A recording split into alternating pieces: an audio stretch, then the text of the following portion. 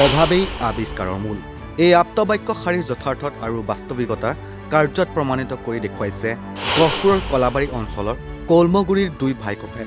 ঘাট প্ৰতিঘাতৰ মাজেৰে নৱম শ্ৰেণীলৈকে পঢ়া শুনা কৰি চাকৰিমুখী প্ৰৱণতা পৰিহাৰ কৰি আনৰ গেৰেজত মেকানিক হিচাপে কাম কৰি আত্মপ্ৰতিষ্ঠাৰ নিৰ্লস সংগ্ৰাম চলাই যোৱা দুই ভাতৃৰ কৰ্মস্পৃহা আৰু উদ্ভাৱনী পদক্ষেপে সহস্ৰজনৰ দৃষ্টি কাঢ়িছে।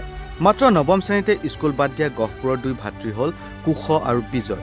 দুই ভাই ককাই নিজেই বনালে জেচিবিৰ দৰে এক্সকেভেটৰ। সেই এক্সকেভেটৰে জেচিবিৰ সমানে সমানে মাটি খান্দি দৃষ্টি আকৰ্ষণ কৰিছে ৰাইজৰ। প্ৰথমে চাওক, এয়া পথাৰত এখন স্থানীয়ভাৱে নিৰ্মাণ কৰা এক্সকেভেটৰ। এই এক্সকেভেটৰখনে এইদৰে ব্যৱসায়িক ভিত্তিত পথাৰত মাটি খান্দিছে। দিনটোত প্ৰায় 30 বাৰ ট্ৰেক্টৰত মাটি উঠাব পাৰে এইখন লোকেল এক্সকেভেটৰে। এখন ট্ৰেক্টৰত নিৰ্মাণ কৰা হৈছে এই হাইড্ৰলিক এক্সকেভেটৰ। দুজন ভাই ককাই জেচিবিৰ দৰে হুবহু বনালে এক্সকেভেটৰ। পেলনীয়া সামগ্ৰী, ভঙা চিঙা লুৰ টুকুৰা, টিন আৰু সাঁচতীয়া 2 লাখ টকাৰে প্ৰয়োজনীয় বস্তু কিনি এমাহৰ ভিতৰত নিৰ্মাণ কৰি উলিয়ালে এই এক্সকেভেটৰ। এওঁলোক দুজনৰ ঘৰ গহপুৰ কলাবাৰী অঞ্চলৰ কলমগুৰিৰ। ঘাট প্ৰতিঘাতৰ মাজেৰে নৱম শ্ৰেণীলৈকে পঢ়া শুনা কৰা এওঁলোকে আনৰ গেৰেজত মেকানিক হিচাপে কাম কৰিছিল। তাৰ পিছত নিজাকৈ আৰম্ভ কৰা সৰু গেৰেজৰ পৰা এইদৰে নিজ হাতেৰে প্ৰস্তুত কৰিলে এইখন এক্সকেভেটৰ। হয়, এজন মোৰ দাদা। আমি দুয়োজনে বহুত কষ্ট কৰি এখন জেচিবি বনাইছোঁ। ক্লাছ 9লৈকে পঢ়ি মাটি কাটিবৰ কাৰণে ট্ৰেক্টৰ লগাই। কিমান দিন হ'ল বনোৱা? আপোনাৰ 20 দিনমান হৈছে বনোৱা। আৰু এই গোটেই বস্তুখিনি ক'ৰবাত নাই চোৱা। এইবিলাক চব কাৰবাৰীৰ পৰা আনিছোঁ। এই হাইড্ৰলিক পাইপবিলাক নতুনকৈ আনিছোঁ। কিবা অসুবিধা হয় নেকি মাটি?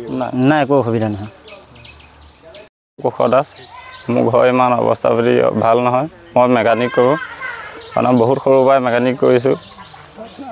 এইখন জেচিবি বনাইছোঁ। আপোনাৰ মেকানিক কৰি কৰি আপোনাৰ 2খন ট্ৰেক্টৰ লৈছোঁ।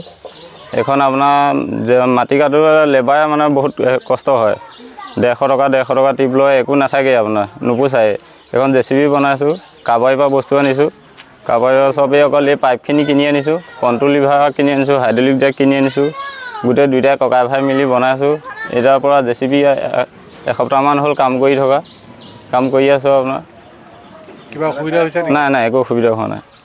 আপোনাৰ 2 মিনিটমান লাগে। আপোনাৰ দিনটোত 1000 টকা তেল খায়। এটিপ উঠাওঁতে 2 মিনিটমান লাগে। আপোনাৰ এতিয়া কাটি আছোঁ। দিনটোত আপোনাৰ 25 টিপ 30 টিপ কাটিব পাৰে।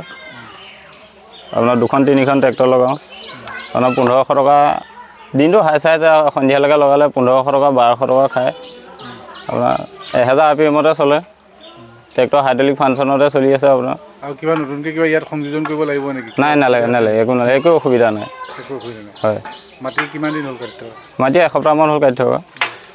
গহপুৰৰ দুই ভাতৃৰ এনে উদ্ভাৱনী সফলতা আৰু কৰ্মবিমুখ প্ৰজন্মৰ বাবে নিশ্চিতভাৱে প্ৰশংসনীয় আৰু অনুকৰণীয় হিচাপে ধৰা দিব। News desk report, north east নাও।